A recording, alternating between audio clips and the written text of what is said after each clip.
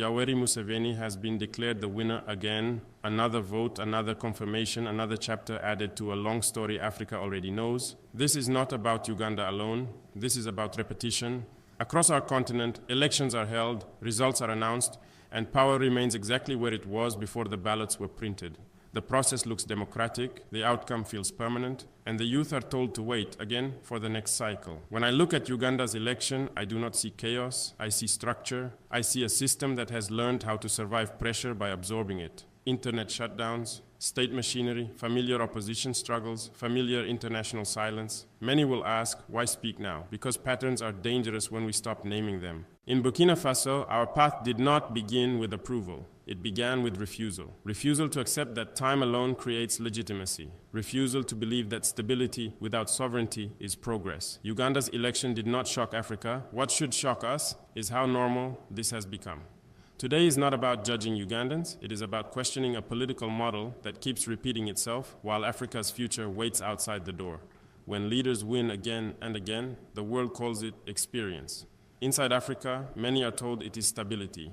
But I have learned that continuity can become a shelter where deeper problems hide, untouched and unchallenged. Uganda's election followed a familiar script: a long-serving president, an opposition that mobilized youth energy, a state that controlled the tempo of the process. The result was announced and Africa nodded, because it has seen this movie before. What matters is not whether ballots were cast, but whether power was ever truly at risk. Across the continent, electoral systems have grown sophisticated. They are no longer crude, they are managed, institutions exist, courts function, observers arrive, statements are released. But behind this structure, the same question remains unanswered: can leadership change without permission from the very system it threatens? This is where the pattern becomes clear.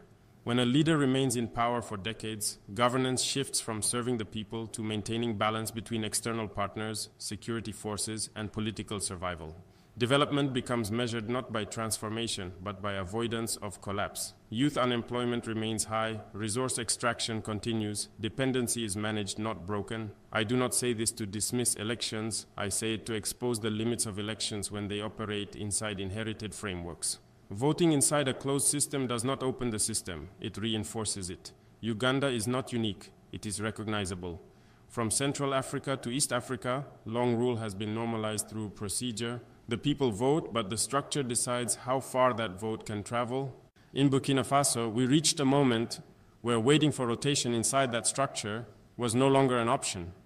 Insecurity was expanding, sovereignty was shrinking, our future was being negotiated without us.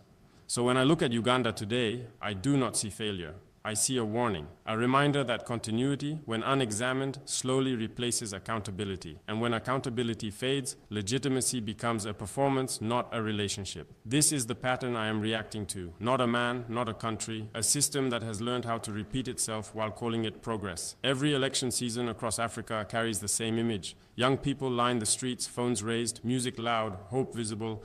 They campaign, they volunteer, they defend their vote with passion, and then, when results are announced, that energy has nowhere to go. This is not because African youth lack numbers, they are the majority. In many countries, more than 60% of the population is under 30. This is not because they lack awareness, they are more informed, more connected, and more politically conscious than any generation before them. The problem is structural. The door they are knocking on was not designed to open. In Uganda, as in many states with long-serving leadership, youth participation is encouraged only up to a point. Mobilize, but do not disrupt. Vote, but do not threaten continuity. Protest, but within boundaries defined by the same power you are challenging. The system absorbs youthful pressure without transferring real authority. This creates a dangerous contradiction. Young people are asked to believe in democratic rituals while being excluded from democratic outcomes. Over time, this gap breeds frustration. First, it becomes apathy, then anger, then rupture.